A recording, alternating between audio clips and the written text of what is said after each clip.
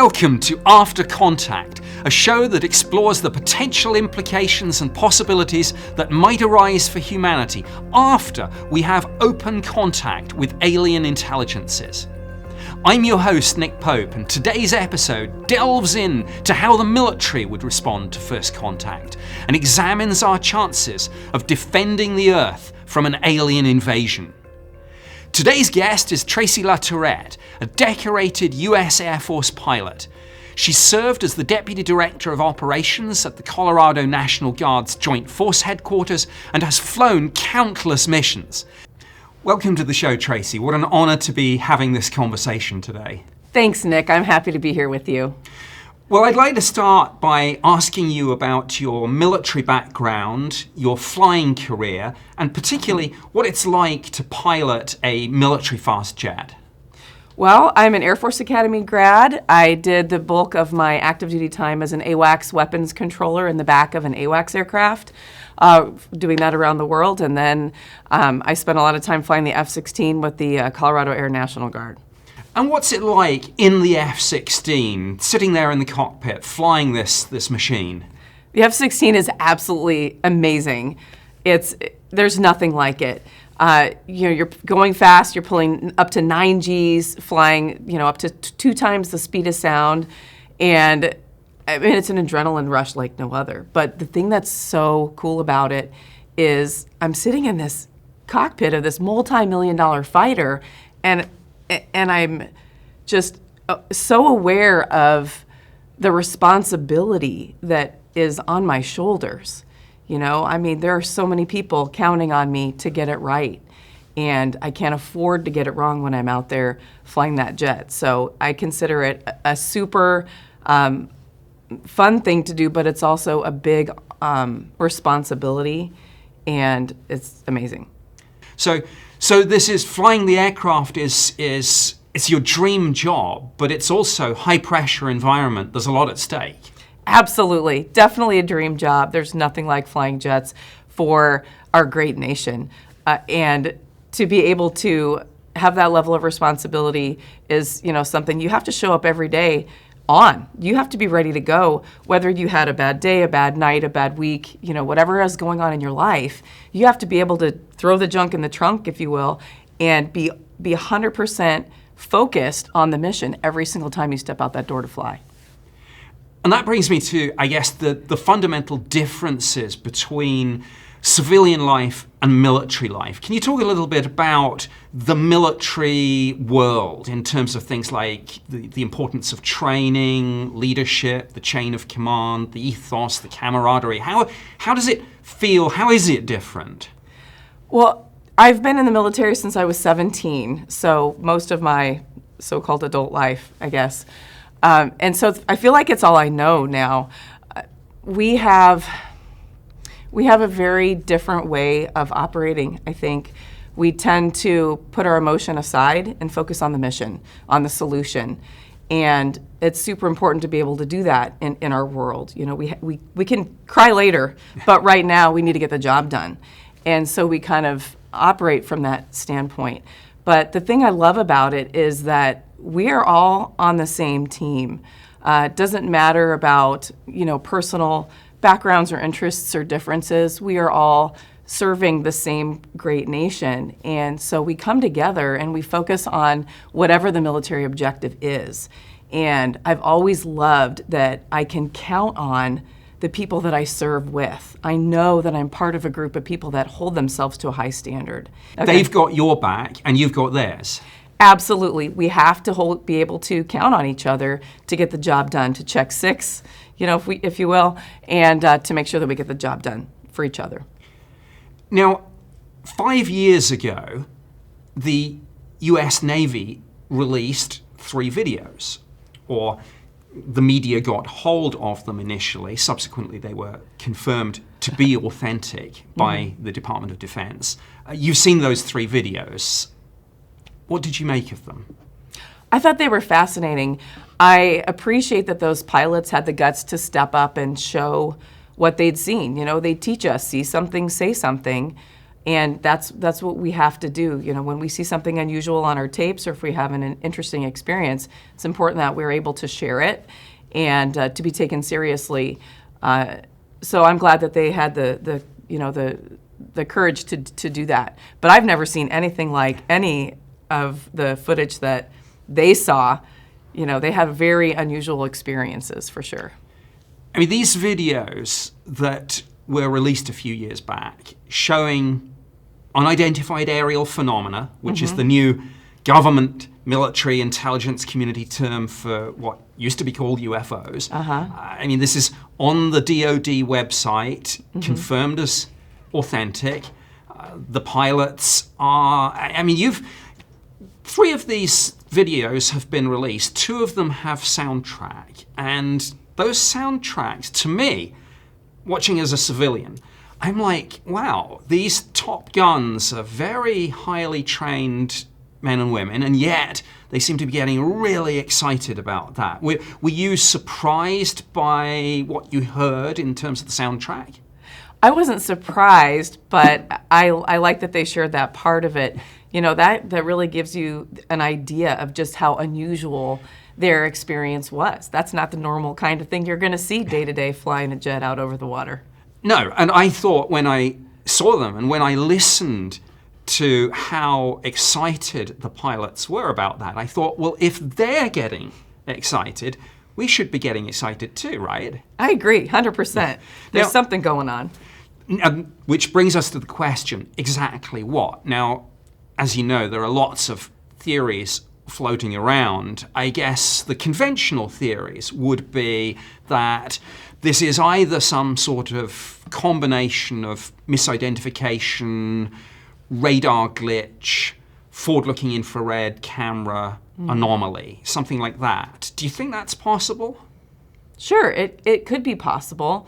You know, every one of those scenarios is a little bit different. You see different things that, for me as a pilot, grab my attention. You know, whether it's the rate of movement and then the abrupt stopping of the movement, or the shape, or, you know, there's just different things that are going to make me wonder, what exactly am I looking at? Well, one of the theories, of course, is that this is drones, either secret US technology being blind tested perhaps by one part of the military on another. Well, on that scenario, what do you think? I mean, could the US Air Force have been tasked with a blind test against the US Navy, see if they detect it on the radar, see if they scramble the jets, see if they can intercept it? Is that feasible? Well, I don't know if they were tasked to do that, but absolutely we blind test all the time. Even with the alert mission that we have now for the air defense to protect our nation, we do practice scrambles regularly. And as pilots, as operators, as the whole team, not just the pilots, but our crew chiefs running out to the jet, everybody, we know there's going to be a practice at some point.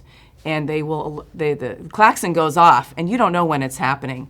And it's important that we do that we exercise the entire system so that we can figure out what's working and we can find the weaknesses and tweak them. So it's very possible that could be, happening, for sure. But after that, everyone would say, even if obviously you don't want to give the game away during the test, the exercise, but afterwards you would say, this was a drill. This was a simulation. This was not an adversary. Well, for us, we know that it is when we are involved, we know that it is an exercise, that it's not an actual scramble. We know that it's a practice scramble, for instance. It's important, I think, for safety. But they don't have to tell them in that kind of scenario. I don't know. Right. But with this, I think the point is that this has gone now to Congress. So at some point, surely somebody would have said, oh, wait a minute, people, that was us. Does that make sense? I think that the chances of somebody stopping in and saying, hey, that was a test, is a very real possibility. But given the gravity of the situation, there is also the possibility that, we just don't have a need to know. Now, one other theory is that this is, again, secret prototype aircraft, missiles, drones, but it's adversarial. China, Russia. What do you think about that? Always pay attention to what your enemies are doing. Because if this is China or Russia, and if they can operate that close to the US fleet and perform those sorts of speeds and maneuvers and acceleration, we're in a bit of trouble, aren't we? Anything that close to our nation's borders that is from an adversarial country is absolutely something that we need to be concerned about from the standpoint of national security. Absolutely. Now, sometimes when you talk about the threat, I've heard threat defined in terms of an equation, which is threat equals capability times intent. And it seems to me that obviously the capability of these UAP that we're seeing in some of these videos seems pretty impressive, but because we don't know who's behind the wheel. Intent is unknown, and if intent is unknown, we can't solve the equation. Is it better to assume that there's a threat and be relieved if it doesn't materialize than to assume everything's fine and then get caught out? We are always better, in my opinion, to be ready for the worst, to assume that we need to be prepared for the worst case scenario. Because think about it, would you rather be the person that thinks nothing's going to happen and then something does happen, or be the person that thinks something could happen and then when it does, you're ready? Well, now, on that theme, some of the former intelligence community personnel who've been speaking out about this issue over the last few years, like Christopher Mellon, who was very senior in the sort of intelligence and national security portfolio, Luis Elizondo, who served in the military, then the Defense Intelligence Agency, and ran this program ATIP, Advanced Aerospace Threat Identification Program, which amongst other things looked at UFOs. They have been talking about this in terms of the threat. Some people have even criticized them for sort of fueling the flames. But you think in a way that's prudent, better to be cautious and play up that side? I personally, no matter what the potential threat is, would always be, I would prefer to be ready for a potential threat and then have it not evolve into anything than to be surprised by something because somebody told me, oh, that's not a real threat, don't worry about that. And then to have that terrible shock and we don't have a plan and we're not ready and we don't know what we're going to do. So be ready for anything. That sounds perfect to me. I mean, absolutely common sense. And again, these pilots that are seeing these things, I don't think they report any of this lightly. Do you think pilots generally make good witnesses? Well, of course. Of course I'm going to say that. No, you think about it, that's what pilots practice every day. We have to pay attention to our surroundings. We are expected to have what we call SA, situational awareness. And of course that goes up and down throughout the day, throughout the mission. But we practice observing things around us, taking in all the cues. We listen, we look, we use our onboard sensors to identify, to evaluate what it is we're looking at. So absolutely, I think pilots are going to be some of the best witnesses out there. And of course, it's not just the pilots, it's the fact that a lot of this is simultaneously detected on radar, on forward-looking infrared, electro-optical, weapon seekers. All of this, of course, was set out in the report, the preliminary assessment issued from the Office of the Director of National Intelligence in June 2021. But I've got to ask, have you personally seen anything unusual in the skies? A UFO, UAP? Well, I got to tell you, Nick, everything is initially unidentified, right? At least for a moment, until I know, okay, that's an airliner, okay, that's a friendly, that's a bandit, whatever it is. Everything's unidentified, at least for a moment. So you could say I've seen that. But no, I have not seen anything that I would consider to be, UAP, UFO type things. So I find it very interesting that some have. What about in your wider circle? I mean, in the pilot community more generally, military, but also civilian? I mean, what have you heard? I think those tapes that the three Navy pilots put forward are rare. I personally haven't worked with anybody. No one in my circle has had that kind of experience. I don't think it's very common. So they're some of the lucky few, I guess. Well, we are. Now, that brings me to another point with this. I mean, back when I was looking at this subject for the UK Ministry of Defence, we found that there was chronic underreporting of this because of the perceived stigma. I had one person say to me he didn't report a sighting because he didn't want to be called Flying Saucer Fred for the rest of his Air Force career. I mean, literally. And it was see something, say nothing. I mean, they're trying now, though, to change the culture. I know that the US Navy issued some procedures a couple of years back to encourage the pilot community to come forward and speak out, because when the US government now is trying to deal with this issue, what they're saying is we need data, and we can't evaluate the situation unless we have the data, and we're not going to get the data unless the pilots come forward. Have you had any kind of sense that message is getting home, or is it still maybe not as widely appreciated as it should be?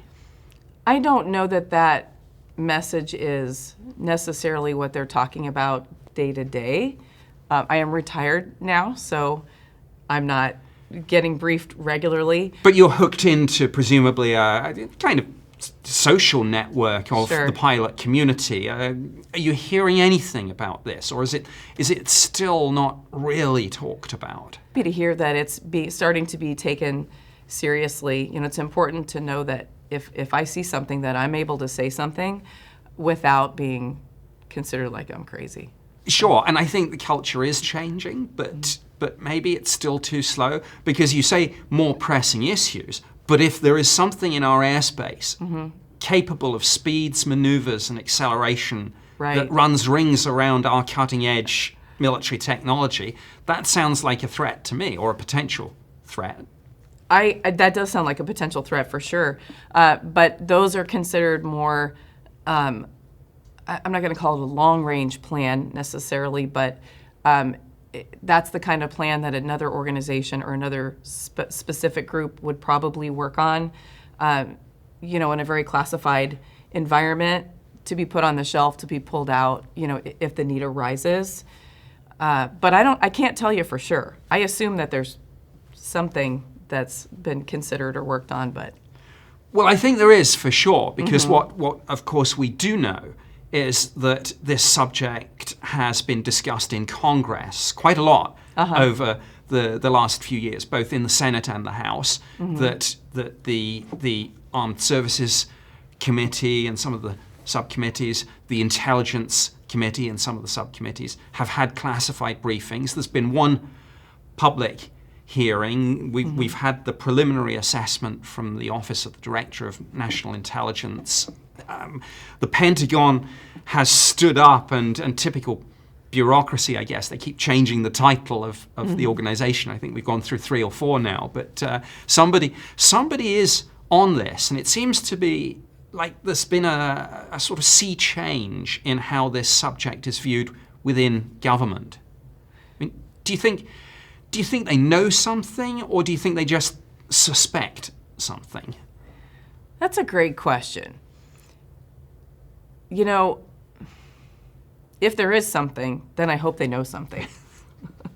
I mean, some people say Right. that they do know something, and they've known something for nearly 80 years. And it's interesting that in the current National Defense Authorization Act, there are multiple UAP provisions, and they cover things like so-called whistleblower protection if people come forward and talk about legacy programs. They talk obviously about the ongoing need for a proper, I guess, threat assessment, intelligence assessment of the phenomenon as a whole, whatever it is. But one of the other interesting things that it says is they want to go back to 1947 to ask, well, what has the government known and done on this? And people have said to themselves, why 1947? And of course, whatever you think about it, Roswell was 1947, where some people genuinely believe that an alien spacecraft crashed. I don't know what you make of that, but it's in the legislation now, if not by name Roswell, but the fact that they would go back and ask specifically for 1947 onwards is, I think, very telling. I think that, I'm glad to see that they go back. I mean, that's one of the things that we learn. One of the things that we do in the military is, as we're looking forward, as we're building plans, as we're considering what's next, we take lessons learned from the past. We debrief what's happened. And I think it's great that if they think that there's something they missed or something that they want to know more about from 1947, I think it's always good to go back and take a look and reevaluate it now. I mean, we're smarter, we're more advanced now than we were back then. It's like taking an old crime scene and pulling out the DNA and reevaluating, how does it look under these new lenses that we have today. I want to have some interesting speculation now, I guess. I want to kind of get into some what ifs. And a lot of people, I mean, we've discussed obviously some of the possibilities here, and the corporate position of the US government still seems to be, we don't know, we're still trying to figure it out, which is, I think, interesting in and of itself, that with all the resources of the state brought to bear on this problem, it's still kind of not an unknown, but it's a known unknown. I mean, they're studying it and they haven't figured it out. There are options on the table. Is it China? Is it Russia? And the extraterrestrial hypothesis, as some people call it, has not, so far as I'm aware, been taken off the table. People are sort of dressing it up a little and saying, well, there's no evidence for it, but neither have they ruled it out. So Tracey, let's think the unthinkable. An alien presence has been confirmed. It's in our orbit, maybe, and there are indications that it may be hostile. The president sweeps into the Situation Room, turns to the chairman of the Joint Chiefs and says, what are our options? How do you think that conversation goes? I'd love to be a fly on the wall in that room, I'll tell you right now. As a fighter pilot, I don't have that level of classification, but like I said, I would love to know. I can guess, based on my military experience, though, that they have an idea of how to handle something similar, whether it's an alien or a foreign adversary, how they would handle that. And I think one of the first things they would do would be to, scramble our alert forces. For me as a fighter pilot, that would be scrambling, the jets to take off and to start protecting our cities, and our borders that way. And I'm sure the other forces have their kinds of scramble orders as well that they would immediately launch into that immediate defensive posture while we're trying to figure out what comes next. But I would assume that they would pull some sort of a plan off of the shelf. This is how we protect our borders kind of a thing. And we would protect, right? Oh, heck yeah? Yeah, we're not just going to roll over. No, no, of course not. We're here to defend freedom and democracy and, well, human life. So, yeah. I mean, the nightmare scenario, of course, one of the nightmare scenarios is that, some people would say it's self-evident that extraterrestrials coming to Earth would possess, by the virtue of the fact that they've got here when we can't get there, technology orders of magnitude above our own. How do we deal with that? There's something that they don't have, What's that? and that's the human fighting spirit.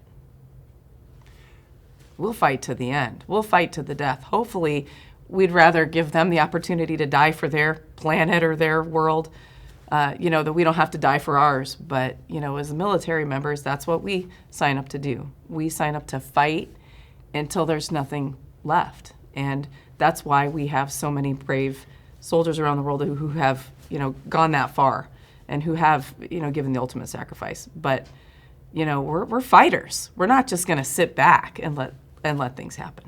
Well, that reminds me, of course, I would say this as a Brit, of Winston Churchill's famous speech, "We shall fight them on the beaches, we shall fight them on the landing grounds." When what seemed against insurmountable odds, Churchill faced down Hitler in those dark days of World War II. But if this was aliens, one of our big problems, presumably, would be intelligence. At least if it was China or Russia, we would have some idea of the mindset. How could we know the mindset of the alien invaders? How would we gather intelligence? Well, do they even have mindset? We don't even know that. What are they, right? I think it's good that we are continuing to advance our technologies. We have a Space Force now, just as of 2019. That's pretty exciting. They're designed to protect us from space, right? So and they have, I'm not in the Space Force, obviously, but, just knowing that we are focused on the added elements, that we recognize that there are more things that we need to pay attention to beyond maybe our small Earth. From space gives me confidence and comfort that somebody's on it, and there's got to be a plan or something. Some people talk about the conventional battle spaces of land, sea, and air, and then say that in any future conflict, cyberspace and outer space will likely be the key battle spaces. And some people believe that Space Force was even set up not just to dominate space in terms of terrestrial geopolitics, but to deal with any extraterrestrial threat. Well, and I think it probably starts off, dealing with the terrestrial threat, the known threat, right? But we establish a framework. We establish the opportunity to then defend against whatever else we may discover, because I'm sure we're looking. I would assume we're looking. And then I want to kind of pick your brains in terms of, I guess, strategy, doctrine, tactics, attacker versus defender. Conventional wisdom usually says that there's an advantage to the defender. Would that come into play, do you think? An advantage to the defender? In that it's our home territory, so we know the ground. The lines of communication are shorter. Presumably, even if they had technologies more advanced, there are things that we would have in our toolkit. There are advantages that we could leverage, perhaps. I think the element of surprise is something we might not have. But as far as...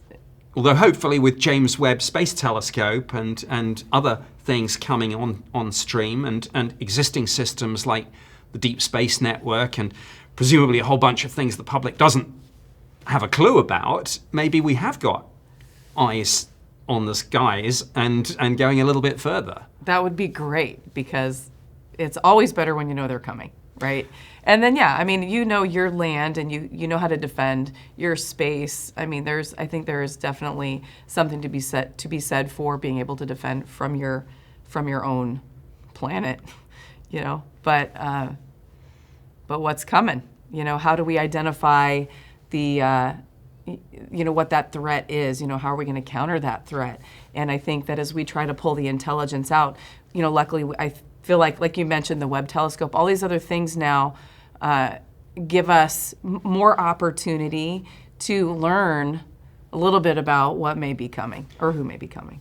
Well, you mentioned intelligence and obviously gathering as much information as possible. I mean, one option, presumably, is to identify some sort of key vulnerability. I mean, in terrestrial war plans, for example, it's very often the case that there's a key bridge, for example, that if you can take that out, it has a disproportionate effect. Are we looking for something like that, maybe, in this scenario? You mean as far as what their weaknesses would be? Yeah, finding a fundamental weakness in any extraterrestrial invader and then exploiting that. Oh, presumably. always. Yeah, absolutely. We're always going to be looking for where their weaknesses are, right? We're going to capitalize on our strengths, and we're going to enhance our strengths. We're going to capitalize on their weaknesses, and a lot of those are going to emerge. You know, if we're assuming that we are in the middle of an invasion here, a lot of those things are going to emerge real time. Luckily, the military trains flexibility, rapid adaptability, rapid learning. You know, we can change things on a dime. That's what we are trained and called to do. So as that new information comes in, as that new intelligence is gathered, it's going to be disseminated, and we're going to make changes as we go. And that's what the military is very good at. Well, and that's assuming that we have communication, that we have, you know, that we can still talk to each other and they haven't wiped out our power grid. Well, now that brings me to a very interesting question. Let me flip the dynamic and put you in the place of the aliens. How would you, as an alien invader, attack Earth? What are our vulnerabilities? Well, as an alien invader, which I haven't been one of those before, but, you know, I think the first question would be, what is my goal? What's my objective? Am I here to take prisoners or, you know, for scientific experiments? Am I here to destroy the planet? Am I here to wipe out the people and take over the planet and use it myself? Like, what is the objective? And until you know that, you know, once you figure that out, that changes how you attack. For example, in Iraqi freedom, they attacked the communication grid very carefully because they wanted Iraq to be able to rebuild quickly. So they were very strategic in what they attacked so that they could get lights out in Baghdad very immediately, and then that could be something that could be rebuilt later without destroying the entire infrastructure for later. But if they wanted, presumably, to make sure that they neutralized any threat to themselves, how would that unfold? Take out our satellites to start with? Take out basically our eyes and ears? That would be a smart way to do it. Satellites, you know, any kind of communication centers, areas where the leadership are, you know, the Pentagon, the White House, all those kinds of things. Take out the senior leaders and, you know, isolate, separate. I mean, we're already geographically isolated around the world. But then I think that they would want to target the power centers. The grid, take down the grid. And then we're in really scary territory because we're in that kind of every society is only 3 meals from revolution, every dog is only 3 meals from being a wolf, and there's no fuel at the gas station, there's no cash in the ATM, there's no food in the stores, and that's going to be pretty scary. Yeah, I think, you know, that's where it becomes interesting. I think we've seen the civilian population, you know, go through some rioting and things like that when things have gotten out of hand with different scenarios around the world. The military, on the other hand, is trained to have an idea about the bigger picture, the why. Why am I, you know, what is my goal here? What is my objective? And that helps us stay aligned even when those lines of communication break down. I know that I still need to, you know, save the people. I know that I still need to, you know, protect, you know, whatever it is I'm protecting, human life. Obviously, be a lot more specific than that. But I think from a military standpoint, that actually helps us because we are trained to be in chaos. That's where we operate comfortably. You mentioned 9/11 Yeah. and being up there, and You mentioned in the context of an alien invasion the idea of decapitating our leadership, the White House, the Pentagon, things like that. I mean, just put yourself, you flew after 9/11. You were aware of the heady responsibility that was on your shoulders. I mean, how would it feel ratcheting it up even further? Aliens have invaded. You have been recalled because of your experience. You are in the cockpit, weapons hot, heading towards something unknown, some ship. What's going through your mind? The mission. There's not room for anything else but the mission. You don't have time to be scared. I mean, you are probably, but there you can't have room for the emotion. You can't have room for the what ifs that are not related. It's all about getting the job done right now and thinking about, how am I going to accomplish this objective? Against Odds insurmountable sometimes, but Yeah. you do it anyway because that's the job, that's the training, that's the ethos. Absolutely. I mean, we'll fight and we'll keep fighting until we win.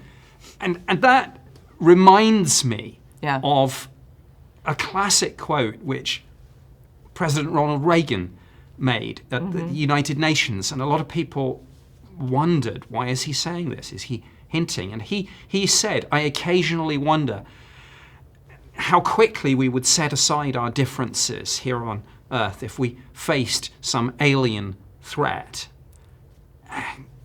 Do you think he was dropping a hint, or just making us think about these possibilities? Well, I think he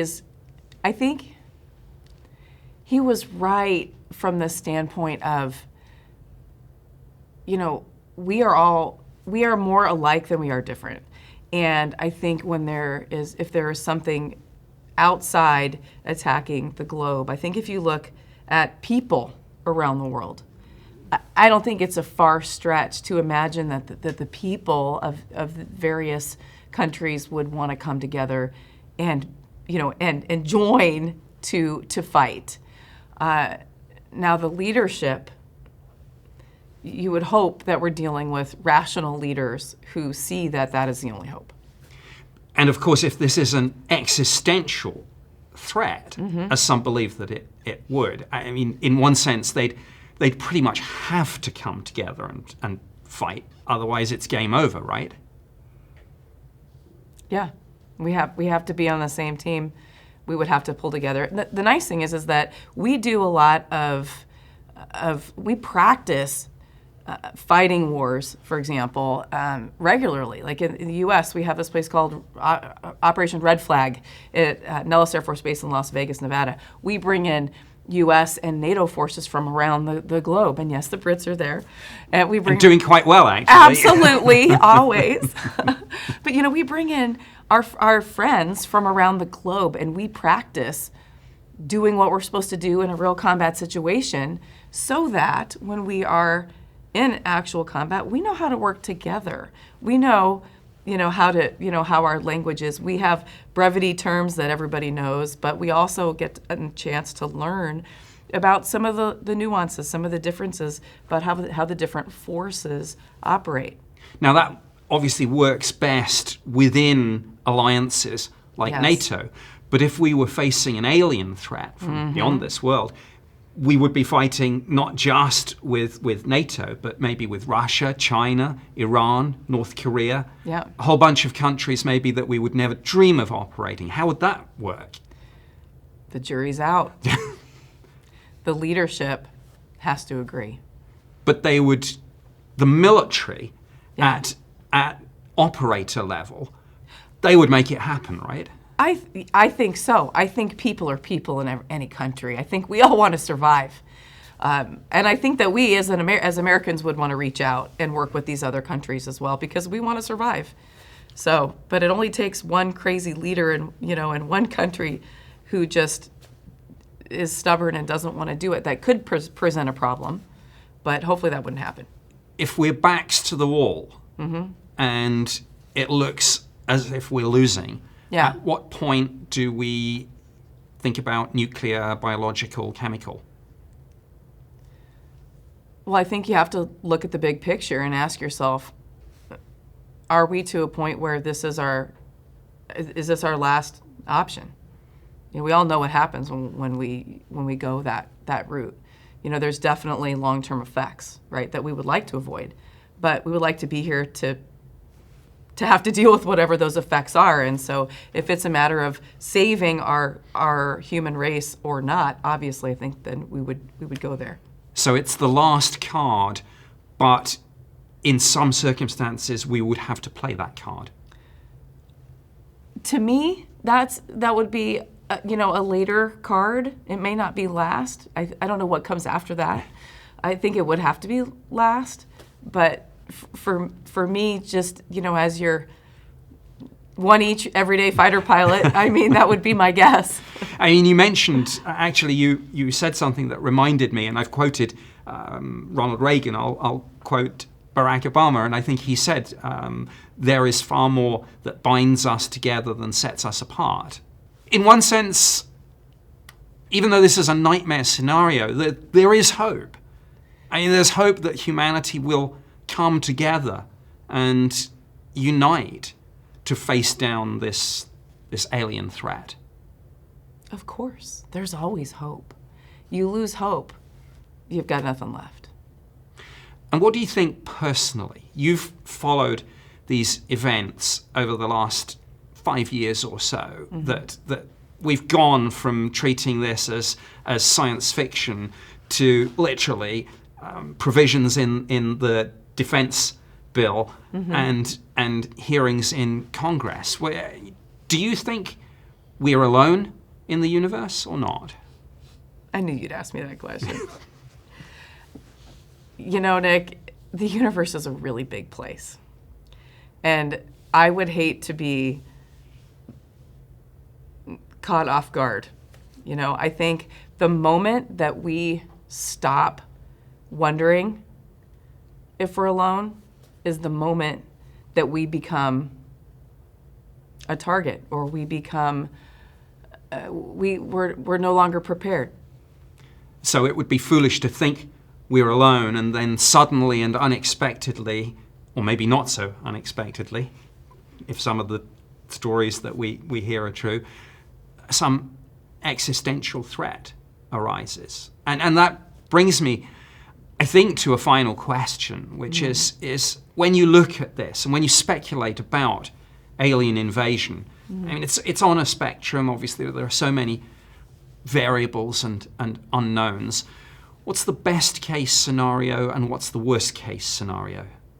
Well, best case is that they're actually here to learn more, to become friends.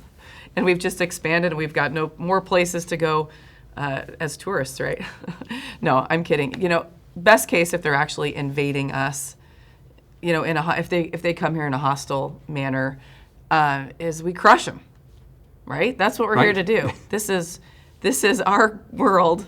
We were put here to enjoy it and to protect it, and that's best case. We defeat them. They're gone forever. They don't come back. And the worst case scenario? Worst case would be the opposite of that. Everything's over. Total extermination. That would be obviously the worst case.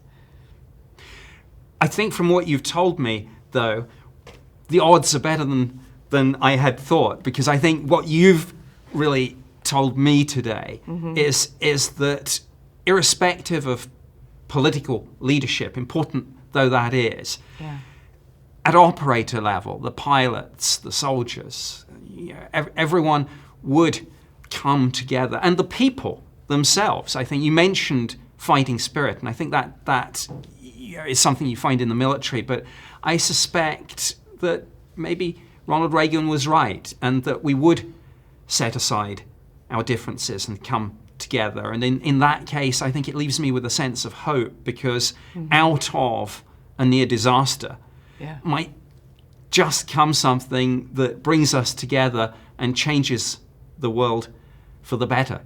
So suppose the scenario is slightly different. It's not a full-on invasion, or even if it starts off like that, at some point there's almost like a white flag, a kind of let's talk, let's communicate, a halfway house where maybe no one's quite sure what's going to happen next. How does the military respond to that?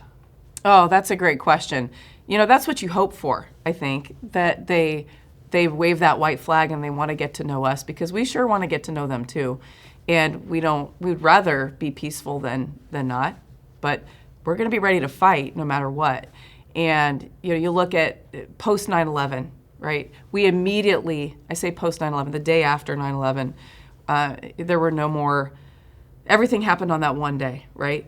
But we immediately launched into a full-blown alert status where we were flying over the skies of the U.S. 24/7. We had aircraft armed and ready, airborne and on the ground, ready to handle a situation. And I think if we're dealing with a situation with the white flag like that, we of course want to, and this is just what I think, that we of course would want to create that opportunity to meet, to try to communicate on whatever level that's going to be. So we're holding our fire or whatever, but we would be on alert. We would be ready, whether that's aircraft airborne. I mean, I don't know what this scenario would look like. If this is like they physically landed somewhere on our planet, or if they're communicating, up, in the atmosphere somewhere. If I don't know how that would look, but we would definitely be ready in case something happened. But willing to hear them out for sure. So you would be demonstrating your offensive capability, but not using it. It would be like a show of strength.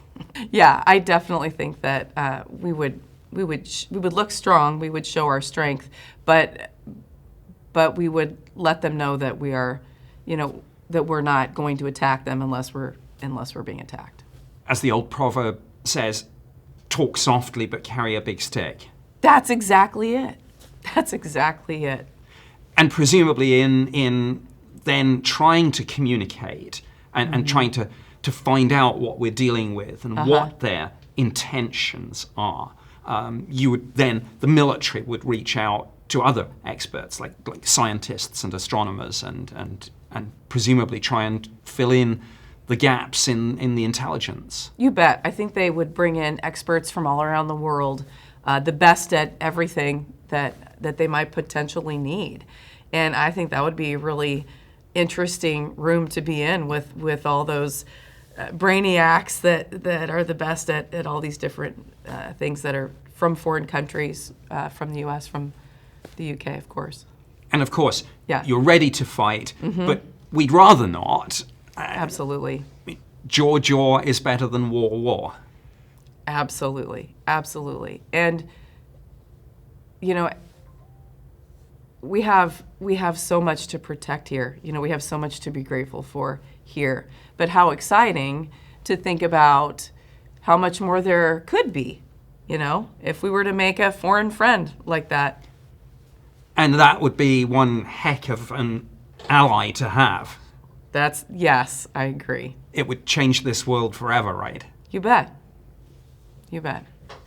So during the Second World War, facing the Nazis and the Japanese, we had this really bizarre, on paper, alliance put together, because we had not just the United States and the United Kingdom, but the Soviet Union, as it then was on our side.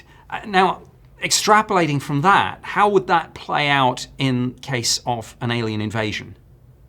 Well, I think that's a really good example of how the world can come together, to conquer an evil force. And if they're invading us, that's exactly what would have to happen. The leaders get together very quickly. I'm sure they all have their bat phones. They call each other, and they make it happen. I think they would be very similar, to what we saw in World War II. And it would, as in World War II, perhaps throw together some fairly strange bedfellows in terms of allies. No doubt. No doubt. Instead of the world being at war against itself, the world would be at war together. A literal war of the worlds. Yes. Earth versus the aliens. Yes. Well, Tracey, that's absolutely fascinating. Thanks so much for joining me today. Thanks so much for having me, Nick. I really enjoyed our conversation. It's fascinating to speculate on the response and tactics the military would use in the event of an alien invasion, as well as how that could be an event that unites us as a planet and helps us overcome our differences. Remember, you are the future of humanity after contact. Thanks for joining me, and until next time, I'm your host, Nick Pope.